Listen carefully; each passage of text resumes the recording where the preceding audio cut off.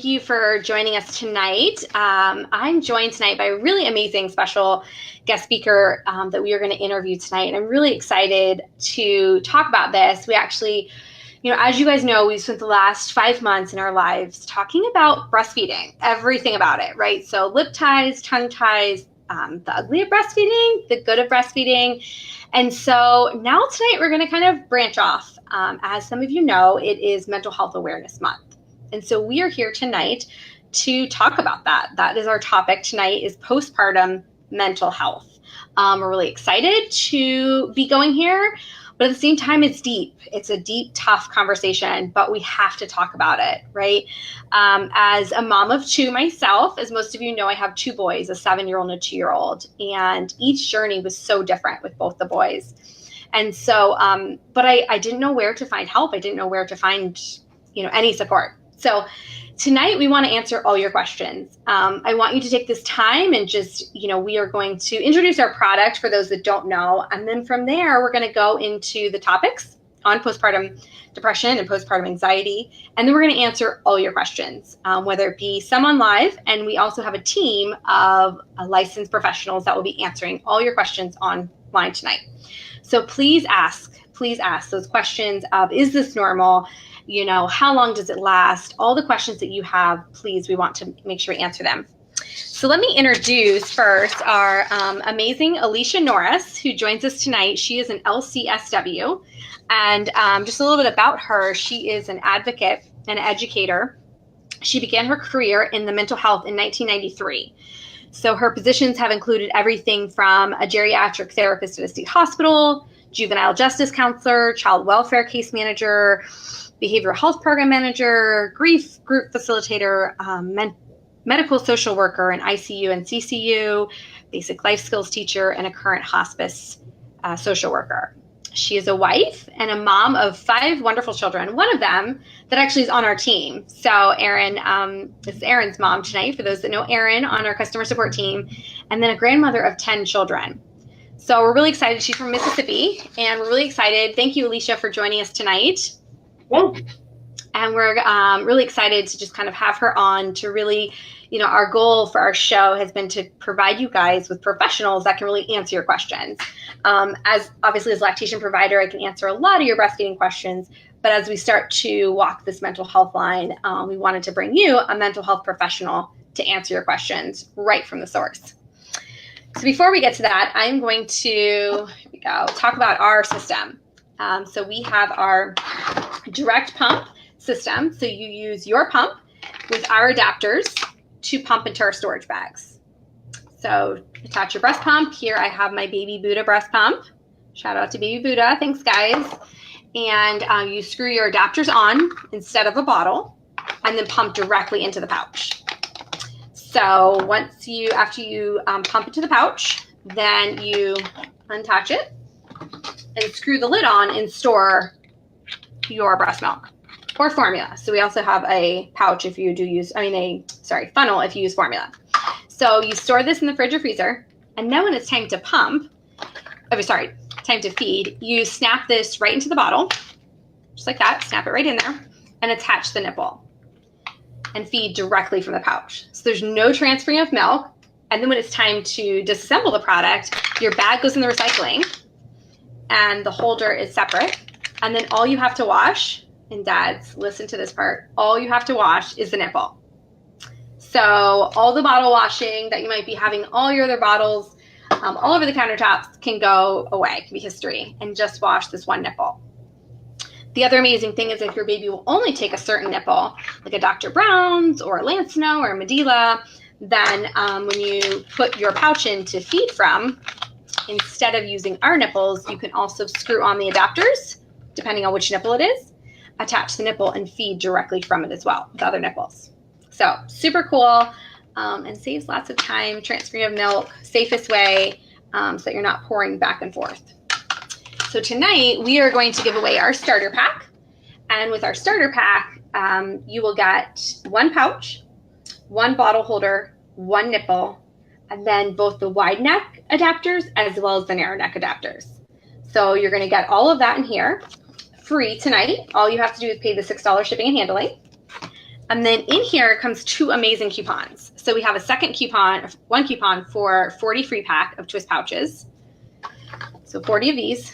And then our gift set, which is all of our adapters, our storage rack, so you can store it, our warmer, I'll show you here, so you can just stick it right in there, any bottle, pouch. So our warmer, and then all of our bottle holder and nipples all come in this. And with this coupon, it makes it $49.99. So super awesome coupons inside of our starter pack. So every mom is going to get one of these tonight. That's clicks on our link below, the May Live Show's free starter pack. And then we're also going to be giving away one of those gift sets. So super excited to give that away. Please, as we get into our topic here, please like and share this. You never know what mom out there, while she might look all put together, makeup, hair, beautiful, outside and inside, she really might be struggling. So we just ask you tonight if you can just share, tag a friend. 1, you'll get more chances to win. But more than that, I mean, we love giving you guys free product. But more than that, we really want to help you. We want to meet you where you're at. And we know that you may not have a village, and you may not have family, and you may not have access to support. So we're here tonight to try to help you through that. So to kind of transition over, if you guys have any product questions, please list them below. I will try to answer them after we talk about our topics. So Alicia, do you want to kind of talk about signs and symptoms of kind of postpartum depression and postpartum anxiety? We say PPD and we say PPA. So as we start talking about that tonight, I just want our moms to kind of understand what they are. What is PPD and what is PPA? Sure. So postpartum depression is a form of depression. So depression happens in the brain. Tonight we want to answer all your questions. Sorry. It happens in your brain when the chemicals and the hormones change. Sometimes it's a lack of the brain absorbing serotonin. Sometimes it's a lack of sleep. It can be a lot of different things, particularly if you struggle with depression on a regular basis. Pregnancy hormones and when the progesterone and the estrogen drop, the depression can get worse. Versus the anxiety. So the postpartum anxiety is more of the fear that something's going to happen. You kind of have waiting for the other shoe to drop all the time. You're thinking about death. You're worried. You have those butterflies, that nausea. And for kind of the same reasons, we have some hormone fluctuations. And if you're prone to general anxiety disorder, then you're probably going to have some anxiety that might be above and beyond what you're used to. And same with depression. For sure. Yeah, it's definitely, one of our questions tonight actually was, kind of what is, from Megan, actually, she asked, she had never heard of postpartum anxiety. And it's one that definitely doesn't get talked about as much as postpartum depression from what I've just kind of seen. And I didn't realize it until I actually suffered it myself. And so it was definitely, again, you kind of know a little bit of what depression is, but then, when you haven't heard of postpartum anxiety, it was definitely a transition of having to kind of learn what it was and how to handle it. And, but yeah, I definitely was thankful for all the support that I got. How does mental health affect breastfeeding? Because obviously a lot, of our moms and our followers breastfeed. And a lot of times, we see the correlation with some issues there. So what are your thoughts on how it affects it? Well, so the term mental health is a big topic. So if we use the medical model, which a lot of people, they kind of understand that. So if we're talking about heart health, if we're talking about stomach health or gut health, we have brain health. So just the way we take care of our bodies with what we eat, exercise, sleep, medication that manages things, all of those things are going to affect breastfeeding. We know that if you drink plenty of water, you're going to have a greater supply, which is great, except for that when you're feeling stress and nausea and anxiety, you're not always wanting to drink or eat. Sometimes you want to shut down altogether. Sometimes you want to sleep all the time. Sometimes, new moms are worried about their weight and losing weight, different kinds of things. And so all of those are going to affect your supply. When you're stressed, your cortisol levels go up. Yep. And so cortisol it directly affects everything in your body, your muscle tension. So you can sometimes get headaches. You can feel like your body is just achy. And of course, you've just had a baby, so your body is kind of achy, right? Mm-hmm. Lack of sleep can lead to lack of concentration. So if your baby's having a hard time latching, it could be because they're feeling your stress. For sure. And there's also a recent study that shows, it's not new, but it is a recent study that shows that whatever is our body's producing, our baby's getting, right? Yep. So if we're producing more cortisol, our baby's getting that cortisol. And so they're feeling stressed. So if we're feeling stressed about nursing, they're feeling stressed about nursing.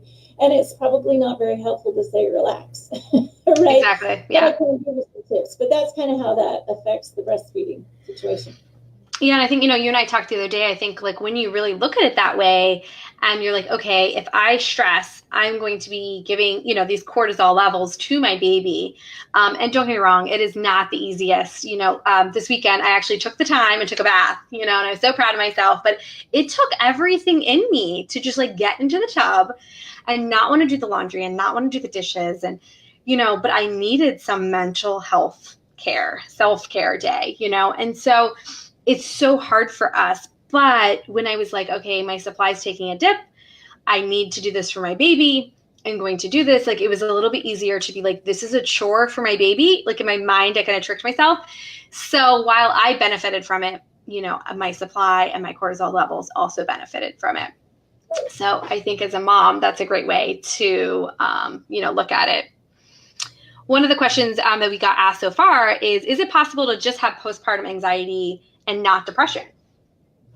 Yes. Yep. Mm-hmm. Absolutely. Yeah. Sure. So thank you, Katie, for that one. Cause it's definitely, personally, even, I had PPA, but not PPD. So, it's definitely, you can have one or the other, or unfortunately, sometimes both.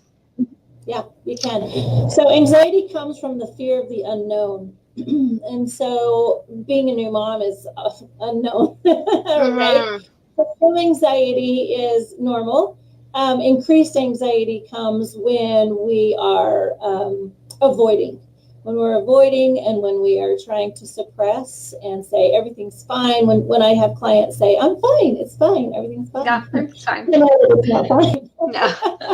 So, I love to say that. Confronting your fears, as hard as they are the best way to relieve some of that anxiety. For sure. And so I guess, like, how do you know when you have these? Like, how do you know that is it baby blues? Is it basic crying? Dakota actually specifically asked that, how do we know? How do we know we're not just kind of normal emotions versus postpartum depression diagnosis versus NPPA? So sometimes that's really hard. So sad is a normal emotion, and we should be sad sometimes. There's things to be sad about. If you find yourself being sad more often than not, so a good portion of the day or every single day, then probably you're moving into depression and you're moving past sadness. And if you start having thoughts of wanting to harm yourself or harm others, and we think of that, we're very afraid to share that, Yes. One of those thoughts might be, maybe my children are better off without me. Or maybe you're driving down the road and you think it would be so easy just to cross over to the other side. Oh, but I would never do that, right? Yep. But deeper thoughts, those are depression thoughts. And so if you're having those thoughts and you're wanting to sleep more, obviously you're a new mom. You need to rest. But it's the time to avoid things again. If you're like, I don't want to see the laundry. I don't want to see the dishes. I don't want to see my husband. I don't want to see my mother. If you're avoiding people, if you're avoiding things, if you're having these thoughts and you're sad more days than not. And then sometimes we move into thoughts that are really scary. Like, for instance, I can envision myself harming my child. I can tell myself that I never will. But I can see myself shaking them, or I can see myself putting a pillow over their head to stop them from crying. Those are postpartum depression thoughts. Those are way past the baby blues. Yeah, For sure. And moms, whoever you are tonight that needs to hear this, I want to tell you, you're not a bad mom. If you've had these thoughts, if you've ever even popped into your head or whatever level of thought you've had, you are not a bad mom. You are exactly what your baby needs.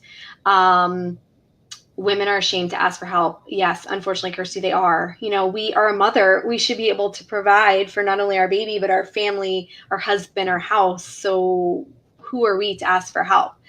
But I think, we really have to break that stigma, because we are so much better when we can ask for help.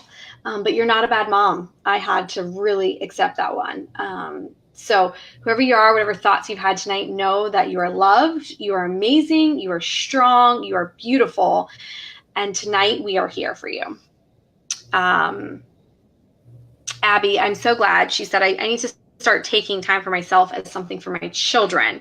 Thank you for phrasing it like that. I'm really glad that helped you, because it does also for my husband and I. We will go out on a date and the kids will be home with a sitter and we're kind of like, oh, we're missing time with them. But then we remember we're doing this for them. We're showing them, health, marriage, and all of that. So, and then same with self-care too. Just really, I want my children to take that time for themselves.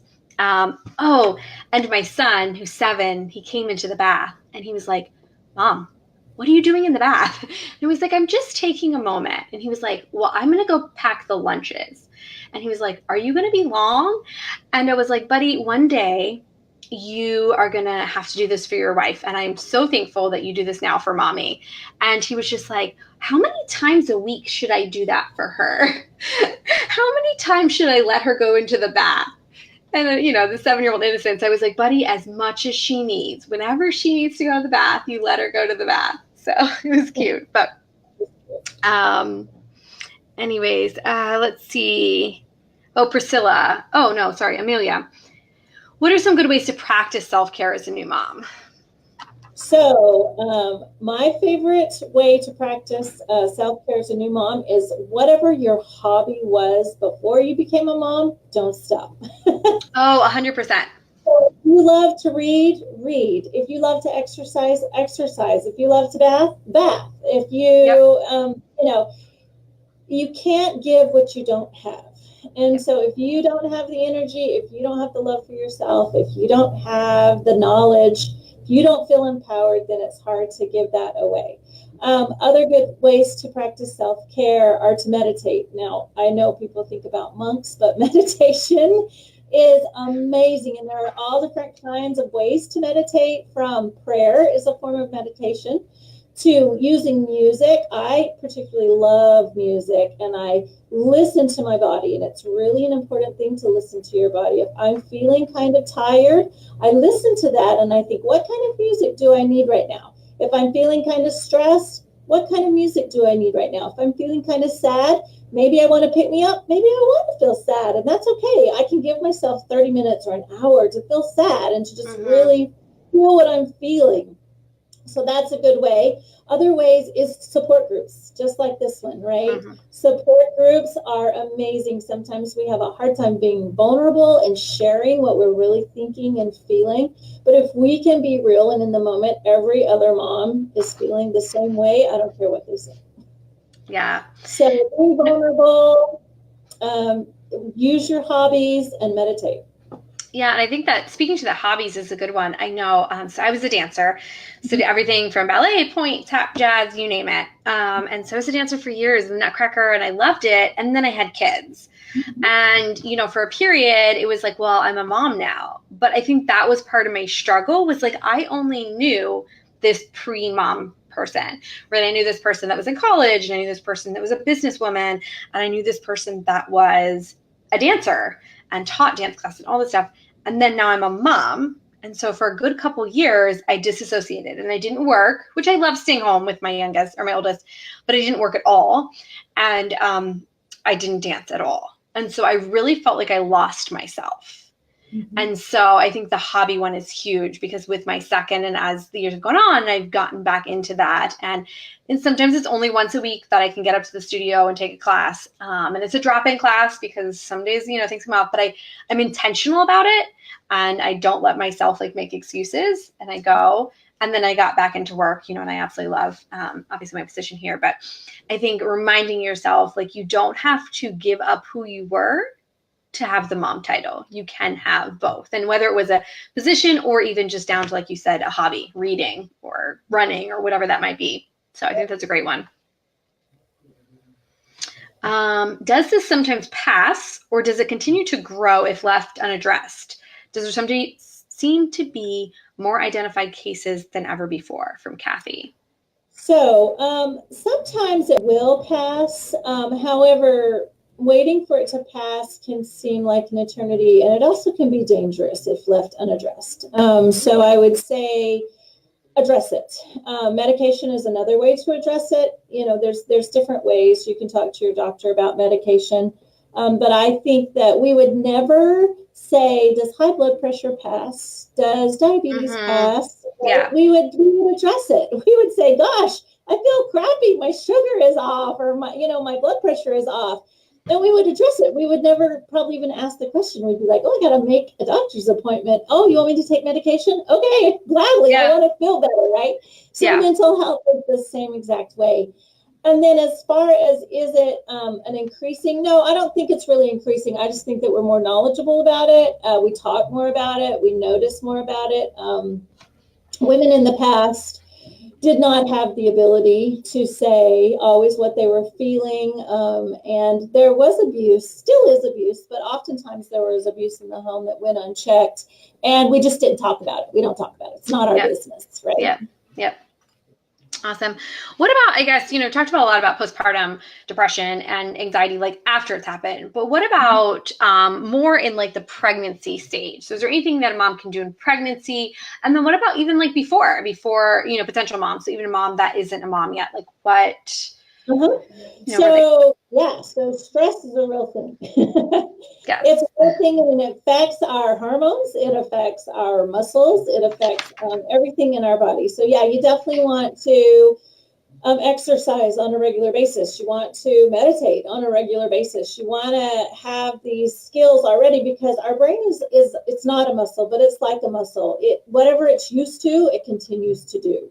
So if you're training it, if you're practicing breathing, if you're practicing mindfulness, if you're practicing these different things, then when things are tough, your brain's automatically going to go to it. So when you're pregnant, obviously things are changing. Your body's changing, your relationships are changing. Sometimes your job is changing. I mean, there's all kinds of things that are changing. Yeah. So in order to keep those cortisol levels down, we need to be able to manage our stress. And you manage your stress by taking care of yourself, by using your coping skills, your healthy coping skills. And that same study talks about how when we're pregnant, our cortisol levels are transferred to our baby. So there are babies being born with elevated cortisol levels simply because their moms are so stressed about being the perfect mom.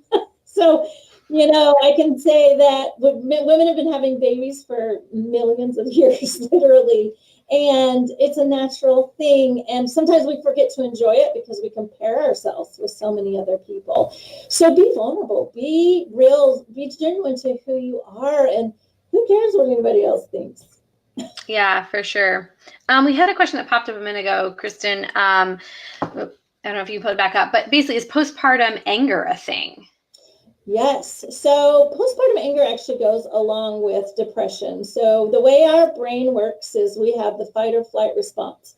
So when we get super duper stressed and all that cortisol is being released, the amygdala says, oh, shoot, something is it's our watchdog. It says, oh, I'm getting kind of revved up here. I need to protect. And so when we're feeling like we protect, we either fight or flight or sometimes freeze. So if we're fighters, then we might get really angry, because anger is a secondary emotion. It comes from fear and pain. And so we lash out. We feel like we're not being heard. We might flight. We might avoid. We might run away from the situations. I just don't want to deal with this. Or we might freeze. We might just shut down and not want to talk about it at all. Yeah, for sure. What about Okay, Bree, can you go through PPD much later after birth? Like not right away, but a few months.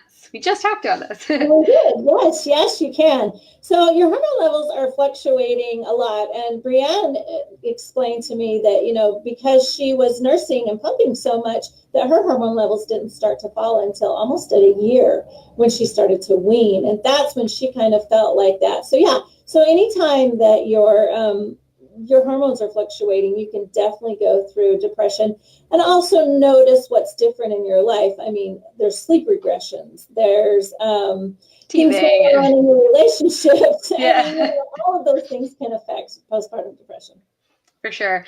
What about moms that are on psych meds? So, how does that kind of play a part in this? Well, I say yay for them. Yes. So here's what happens in our brain when we're depressed. Our brain needs a chemical called serotonin. And oftentimes it's just not absorbing the serotonin. And so when we are on what's called SSRIs, like Zoloft or Prozac or Celexa, that our neural pathways, they talk to each other and they do it so quickly. And when you're on an SSRI, it slows it down so that your neural pathways can connect for a longer amount of time and absorb that serotonin.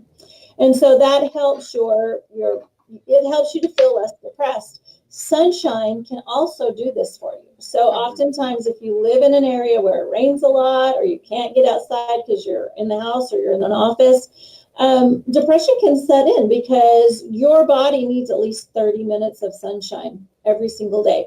And sunshine's not a cure-all, but it can definitely help. But depression is not a character flaw. Being on medication is not a character flaw. There are plenty of medications out there that you can take and still breastfeed safely. Yes.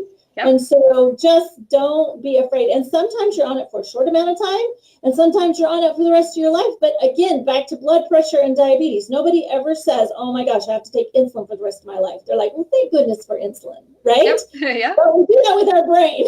Yeah, I know. That's like the one organ, obviously all these celebrities are always talking about like mental health and all this stuff, but it's so true. Like it's just an organ. I mean, it's not just, but it's an organ. It's an organ, right? Just like our liver or kidneys or you name it. Yes. And everything else is okay except the brain. And yet it's such a powerful organ. Probably one that we should most likely jump to help in medicine. So, yes, but obviously your point too, it is safe. There are medications out there that are safe. So we always ask you to consult with your physician, your pharmacist, and really getting on a good regimen. But don't think because you have to go on medicines, then your breastfeeding journey is coming to an end, because that's absolutely not the case. So, Maddie, I suffer from severe chronic depression and anxiety that I manage with medication when I'm not pregnant. Are you more likely to get PPD, PPA if you already deal with mental illness before getting pregnant? And can your present symptoms get worse? Yes and yes. So if you're already diagnosed with a chronic mental illness, particularly manic depression, bipolar disorder, those kind of things, likely your hormones are going to mess with that and your medications may need to be adjusted. Mm-hmm. And it is better to have a healthy mother. Yes, so that's our number one priority. Right, number one priority. So, sometimes my own daughters would read stuff and say, because I have daughters that are on medications, and they would say, oh my gosh, I'm going to have to go off my medication to be pregnant. And I'm like, no, that's not, that's not a good idea. Not a good idea. Let's keep those levels. We might even have to bump them up a little bit. So yes, they can get worse. They do need to be managed. And of course, if you already have a diagnosis, you're probably aware of your triggers. But if you're not, being aware of your triggers and monitoring those are really important. For sure. Now, what about from pregnancy to pregnancy? You have a great story to tell about this, but can you, if you experience it with one baby, can you have it with the second? If it happens in the first, does it always mean you're going to have it in each baby? So yes, you can have it with every single one. And it does kind of depend on family history as well. If your mom had it, chances are you may have it. However, it's not a guaranteed thing. And with my own, I have 5 children and I only experienced postpartum depression with one of them. Now, I've experienced the purple period of crying and the baby blues, and so don't get me wrong, things were hard, but having those real thoughts of wanting to harm myself or my child, or just avoiding wanting to sleep all the time, tearfulness, that only came with one child, and it was my second child. Yes, which was, I found very interesting. That first 1, 3, 4, and 5 were, and then 2. So, but definitely, like I had mentioned to Alicia before, it definitely can give you hope that, if you're really struggling, I don't know if I can have another one because of that it may not happen. And granted, yes, you always have to plan and prepare, but maybe it might help you know that there is a chance that it might not happen. And so hopefully that will help.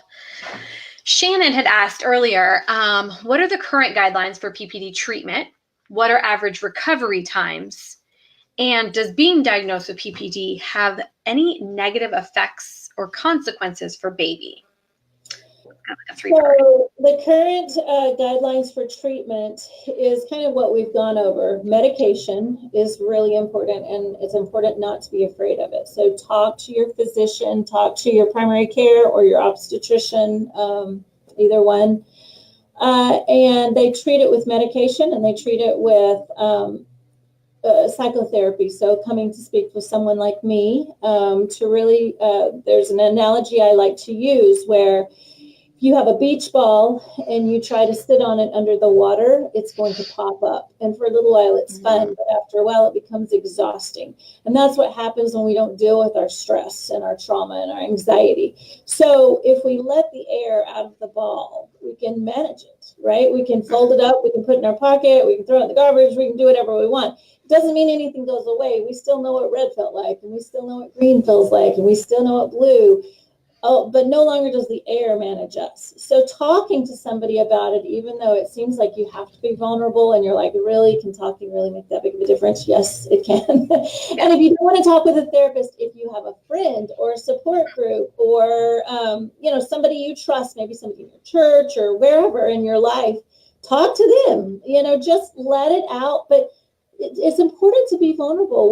When Brene Brown is one of my favorite authors, and she talks about vulnerability because it's a scary place to be. Because people are going to judge, but those people that are judging, they're just afraid to be vulnerable.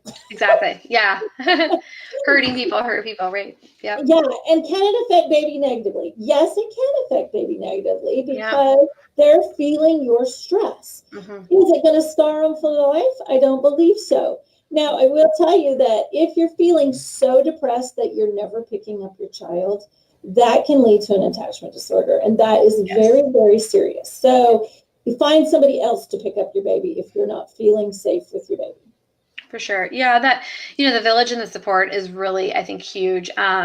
We do have a support group here for our followers and moms. It's called Kiinde Community. So if you're not in it, Kiinde, Kiinde, and then community with a K. And so Kiinde Community is our support group. We have our entire team of healthcare professionals, including CLCs and IBCLCs, that can answer any of your questions. And so I really encourage you, because tonight, we're halfway through our segment. So we have 30 more minutes to talk, and we're going to obviously try to get to as many questions as we can. But after tonight's over, you need to have a plan in place. And so if we can provide you an online support group, at least to get you something while you try to build a village or find a mom group in your area. I'm a part of a really amazing mom group on Facebook. And I know it's kind of weird as that is, like, we meet up, we do things, we have Moms Night Out. It's an amazing group. Some of them are even my neighbors. And so I'm really thankful for that. Again, it's just, we live in such a social world. It's a great place to look up, and again, just put your city name in, Orlando mom group, and most likely something will come up. So I'd encourage that for in-person support. And then for online, I'd love for Kiinde Community to be able there to help you. And again, if you go over there right now, you can even start chatting in there, getting help from other moms, getting help from professionals. So definitely utilize those too. So for those of us just joining tonight, we're just take a minute in between questions here and just let you know that we are here tonight to help you. We are talking about postpartum mental health. So any questions we can answer. We have Alicia here with us, and she is just really providing a lot of great insight for our moms and questions and answers to all of your questions about postpartum depression, postpartum anxiety, and all that comes along with that. So let's see. Let me pull up some more questions here. Oh, here we go. Tina, I changed my diet and started an active lifestyle. Always make sure I get time for myself. Awesome, Tina. Diet's huge. I'm sure you might be able to speak to that a little bit. Yeah. So our stomach, they call it our little brain. Yes. So the same endorphins that are released in our brain are actually our stomach releases and tells our brain certain things. So our diet is huge. And I know oftentimes, and I'm guilty, there's lots of things that I eat that are not so healthy for me. And when I eat them, they taste really good, but I'm like, I feel sluggish. I feel, nauseous. I feel these things. And yet I keep coming back to them because, again, those endorphins are released in your brain. So when you eat a healthier way and when you exercise, you're going to release those endorphins for yourself that you're trying to get with the ice cream and the chocolate and the fatty foods. And not that you can't have them sometimes, right? Yeah, in moderation, right? So you really are going to get those endorphins released, but it's a mindset. We think, I'm depriving myself. And that's not true. Mm-hmm. I'm really helping myself. I'm lowering my cortisol levels. I'm increasing my dopamine levels, which is our happy feel good, right? Mm-hmm. And so we really do feel better when we exercise, but getting to that point of changing our diet and exercise is hard.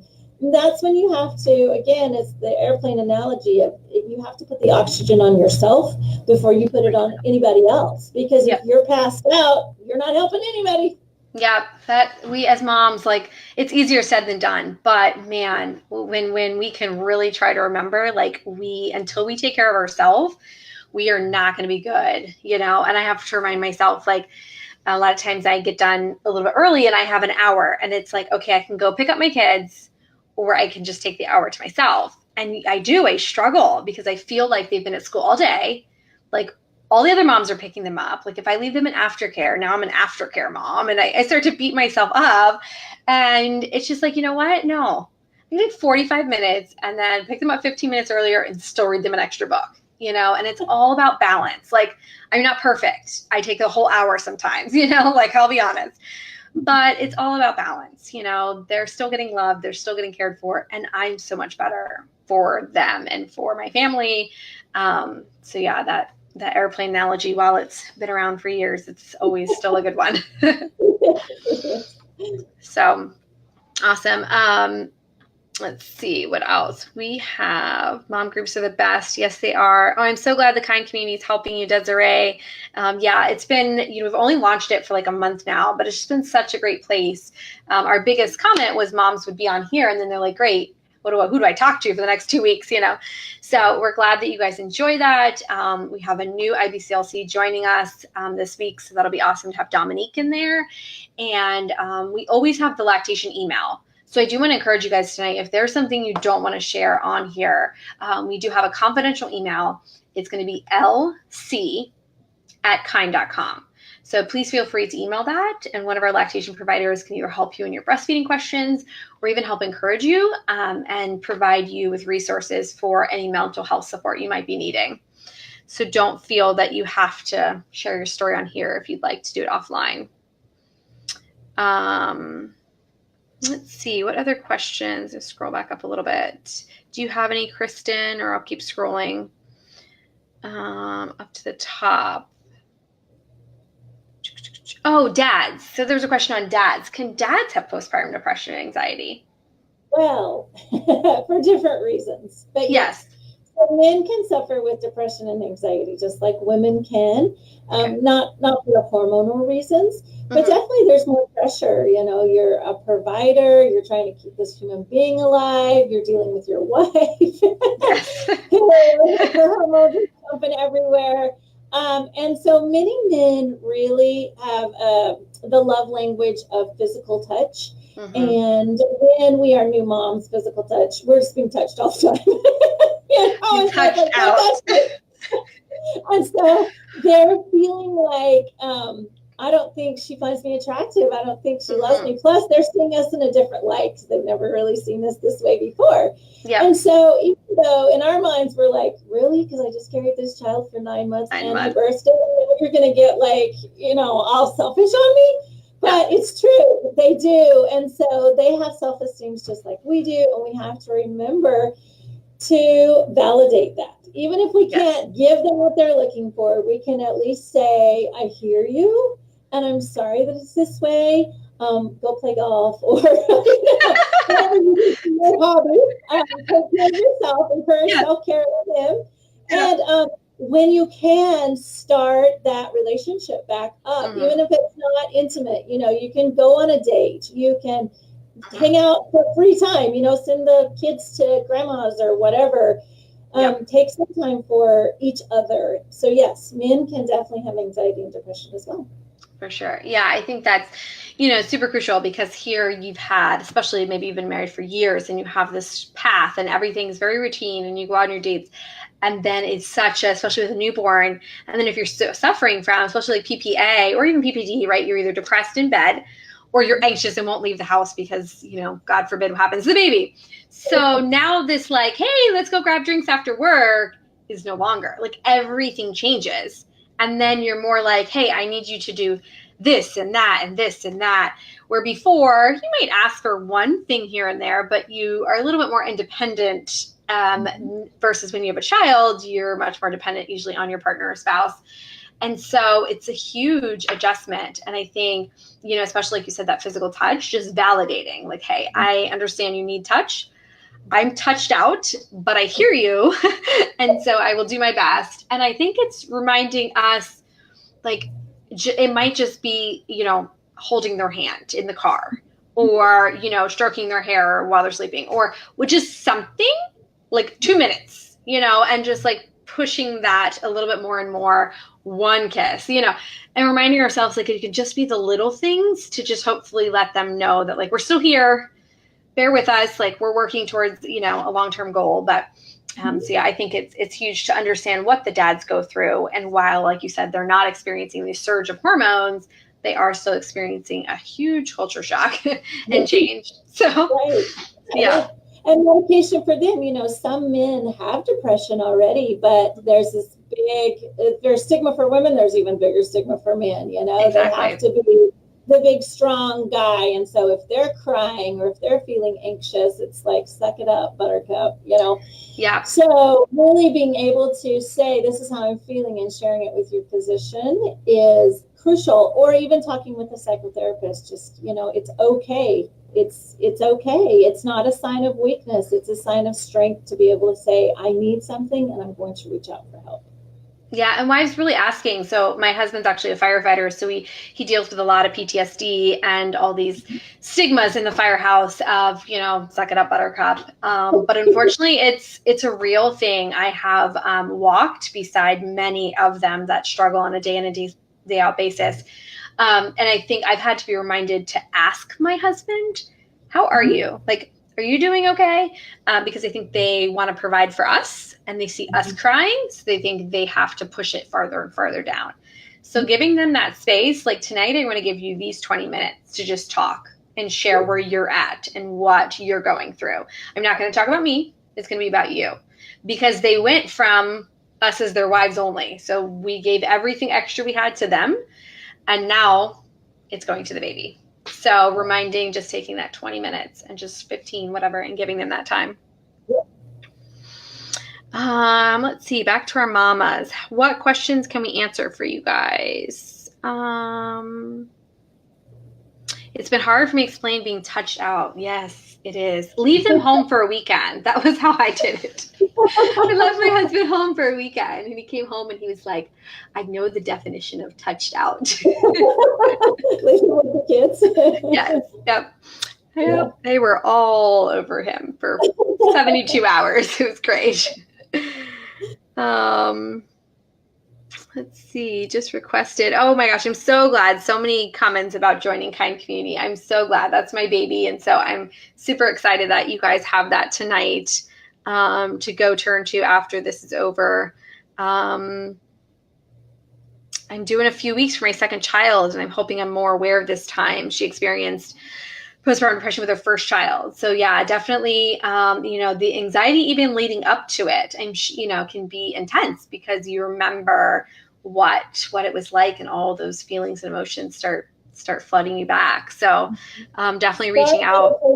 Now. If she hasn't already started a meditation practice, start it now, because when you are in the birth process, if you can tap into your breathing. So breathing has a physiological response. It requires our circulatory system to slow down. So our heart actually slows down. So when we're feeling anxious, when we're feeling distressed, breathing requires our body to slow down. So if you start your practice with breathing and you fill it up with music and positive affirmations or prayer, or wherever it is you go to get your strength, if you practice it now, birth will be so much easier, as will, taking that deep breath after it's born, even if you have to lock yourself in the bathroom and let it cry. I mean, it happens. Yes, setting down in the crib is a lot safer sometimes than, and it's hard. It's definitely hard, with listening to our baby cry, or especially with latch issues. I know I see a lot of moms, obviously, with breastfeeding issues. So it's usually latch, and baby won't latch. And so it really leads to a sense of failure. Moms really associate giving nutrition to the value of their motherhood and to the, success of their motherhood. And I really try to disconnect those two. Again, it's hard, but how much you produce, how well you produce, if you can latch, should never, ever, ever be connected to the value and the success of who you are as a mom. If you can walk away with anything tonight for breastfeeding and mental health awareness, you are an amazing mom, whether you breastfeed or not. That does not change how you feed your baby. If baby is being fed and cared for, you are a great mom. So I highly encourage you. Sometimes as lactation providers, we obviously get this rap that we're breastfeeding Nazis. But I want to let you off the hook tonight and say, if you need to be told that you are still a good mom for supplementing or whatever your goals are, then just know that is not dependent on your success as a mom. We just got, let's see, Becky Joe. Oh, hi, you've been on before. How are you? I love seeing names that I remember month to month. I've always had anxiety. After birth, it was magnified so much. Everything was different for my anxiety. Triggers were different, and we had to basically relearn everything. And so did my kids and boyfriend. It's been pretty rough. So I would say, I wish I could ask her the question, what was different? Obviously, the unknown is different. There's different unknowns. But when she says triggers are different, I'd be interested to know if they were exacerbated or if it was a completely different. So, for instance, the trigger might be when my baby starts crying. That might be a trigger that increases my anxiety because I don't know how to make it stop, and I don't know how long it's going to go on, and I don't know if I'm going to be able to nurse. And so what kind of triggers were different? Let's see if she answers that, and we'll come back to that in a minute. In the meantime, what is recommended, Joyce, to help bond with baby when you're diagnosed with PPD? She didn't have negative feelings, but she did not feel the same as with her other children. It's a lot better with time, but wondering if there's something that's suggested. Yeah, so sometimes we do have that with PPD. We look at our baby, and instead of saying, oh my gosh, I can't believe this little wonderful human is in my life, we're like, oh my gosh, I don't feel anything. Is this normal? Yes. And for some people, it is normal. And I would say to you, do the things that you would do to bond with anybody. So singing to them, holding them, skin to skin is really important. Sharing moments with them. So like if you had a lullaby that you loved as a child and you share it with your child, you will start to bond. We have these things in our brain called mirror neurons. and they are designed for infants in particular. So when your infant looks into your face, it gets a response to that mirror neuron. And if it doesn't get a response, then eventually that neuron shuts down and it kind of dies off. And that's where we get an attachment disorder. So cooing to your baby, smiling at your baby, talking to your baby, repeating your baby's noises, all of those things, even if you're not feeling it, are important to do for the growth of and development of your child's brain. But we as human beings do, through going through the steps, we start to feel those emotions. The other piece I would say, and I don't know this person, is that sometimes when we have trauma in our lives and we have a child, it can trigger that trauma. So if we experience trauma, maybe sexual abuse, and we've had all boys and all of a sudden we have girls, well, the boys were fine, but now this is a girl and I'm a girl, and even though we're super excited to have this girl, it's like, oh my gosh, she's going to be abused. Right? We just go right there. Yep. So I don't know exactly what happened with this child, but sometimes that can happen as well, whereas we have something in our past that's influencing how we feel about this child, and it has nothing to do with the child. It's all about us. For sure. Definitely. One thing that got brought up is C-section. Oh, Kelly, can a C-section put you at higher risk for postpartum depression or postpartum anxiety? So here's the thing with the C-section is that pain puts us at a higher cortisol level. It raises our cortisol levels. And so then we take medication to bring it down, and then it's this vicious cycle. So it's not that it puts us at a higher risk. It just has different factors.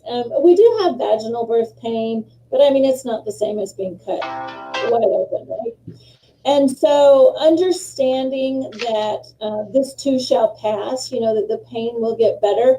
But if you are standing in a rainstorm trying to change a tire, your cortisol levels are going to go up, right? Mm-hmm. Versus if changing a tire is stressful anyway, but then it starts to rain. And that's kind of where we're at with the C-section, right? It's a stressful thing, but then when we add that pain on top of it, it just exacerbates everything. Yeah, and I think, so as a birth doula, one thing I saw was a lot of these moms that labored for 3 days. And, like we said, the disappointment of breast milk versus formula, I really saw a lot of the disappointment of vaginal birth versus C-section. A vaginal birth mama and a C-section birth, you both birthed your babies. Just like if you breastfed and you formula, you both fed your babies. And that, please, if you can walk away with it tonight. But either way, in our minds, though, we still wrap our head around that we failed. And I hate to say the F word, but as in failed. But unfortunately, that's where our minds go. And so really processing that birth trauma, if you will, and the unexpected. This is what we planned. This didn't happen. Now you enter motherhood, and it makes me so, my heart. You enter motherhood thinking you are this much less when you are so much more, mamas. You are so, so much more. And so, unfortunately, that's kind of where a lot of that trauma and PPD afterwards can come from. So I highly encourage you to process your birth and speak to someone about your birth, even if it ended in vaginal birth, but there was trauma involved. It didn't go as planned. There were forceps. It was not this beautiful, opening of a flower birth plan that you had. Talk to someone. There's even things like, it's like a rebirth ceremony or whatever. And I actually had a mom that did it, and you can go into your bath. Let's say you were having a water birth and that was what you envisioned. And they'll do pictures of this birth that you envisioned afterwards, kind of staged. But she did it. It was a healing rebirth, I think is what they called it. And it was so beautiful just to see her flood of emotions, just kind of let things go. So again, even if you don't go to that extent, just finding some way to really process your birth and talk about it with other moms really can help. So say it again. Adoption. Oh, adoption. We need to have a whole nother topic on that. Adoption, surrogacy, that's also, along with the weaning and stuff, is my special place in my heart. So yes, that one is a big one to really kind of process and go through. Let's see, we are actually probably should wrap it up here. Remember, I couldn't pick her up. Oh, Kelly. I felt like I had failed because I had to have an emergency C-section. I was in labor for 40 hours and had kidney failure. It was rough. Megan, we see you. You are amazing, and you have a beautiful baby, and you are no less. Please, Mama, we see you tonight. We see your strength in birthing your child the way your birth was intended. So I want to encourage you tonight. Birth is birth. So anyways, to finish things up, we have a couple things again. So please join the Kind community afterwards. We will have our providers on there answering questions, and we're there throughout the week. So it's a great place to talk to our moms and our providers all in one place, and it's a safe space. Again, we have our lactation email, lc@kind.com. So please reach out there. And then we have our starter packs that we're giving away tonight, free to every mom. Just pay $6 shipping. So with that, you are going to get our, I lost my bag, one of our bottle holders, the bag, the nipple, and then our adapters that help you pump directly onto the bag. And then you pop it in and feed right from it, as well as 2 great coupons, one for 40 free bags, and another that will give you half off our entire gift set. So all of our adapters, our storage rack, our warmer, bottles, nipples, all of it for $49.99. So take advantage of our starter pack tonight. You can try out our system. We are going to be giving away a gift set tonight. Let's see. Our winner is Bernadette Leadham. So Bernadette Leadham, you won our entire gift set. So please email our support@kind.com, and we will go ahead and send us your address, and we'll get this gift set out to you. Kristen, can you actually pick another winner tonight? I want to give something else away. Can you send me another winner real quick? So we have an announcement, though. As you know, we've been doing the Be Kind to Yourself show. And we have an entire team here that really has a lot to share. So we've decided, if anybody's ever watched The View, the talk show, we have decided to create the Boob. So it will be our monthly Facebook Live called The Boob, with our team of CLCs and IBCLCs joining us every week, kind of Brady Bunch style, so you'll be able to see all of our faces as we talk. And we're just going to really share our stories as well as our knowledge and education on all kinds of topics. So if you ever want to see something talked about, please post it below. And then we'll still do our professional interviews where once a month we'll bring on a provider and interview them as we did tonight with Alicia. So, please stay tuned the first and third Monday nights at 9 p.m. Eastern. It'll be the same place, same time. We're just going to kind of change it up a little bit to provide you guys lots of different views and education and all that our team brings. So our second winner, I'd like to give a mom not only another gift set, but I want to give a mom a cooler tonight. So I'm going to give you a cooler and a gift set, your entire collection to get you set up to go back to work or just to make life easier. And so Kelly Rican, I want to give you that tonight as a second giveaway. So I hope you enjoy that, and please message in so we can get that over to you. So Kind Community, the Boob, and our last announcement is Mother's Day. Happy Mother's Day to all of the moms, no matter how you fed, no matter how you changed the diaper, what kind of diapers they wore, how you birthed, what crib you used, what sleeping arrangements you used, rear-facing car seat, forward-facing car seat, whatever parenting style you have. Happy Mother's Day to all of our moms. And thanks, dads, but your month's next month. But specifically your moms. Thank you for all you do. You're amazing. You're beautiful. You're strong. You're loving. And you are absolutely amazing for your little ones. So hopefully you guys have some great plans this Sunday that you can really just focus on you. And if it means taking a little self-care, I encourage you to do that this week. We'll be over in Kind Community talking about self-care. So let us know what you're doing this week to take just 15 minutes for yourself. And we are going to give you guys lots of giveaways tomorrow and all week long. So please keep an eye on our Facebook page and our Instagram as we provide you guys gifts all week long. Thank you to Alicia so much for all your expertise and knowledge for our mommies. Thank you. It was so nice chatting. Thanks to all of our moms and followers, dads, grandmas, aunts, uncles, all the above. And we'll see you guys in 2 weeks. Have a good night. Bye, Alicia.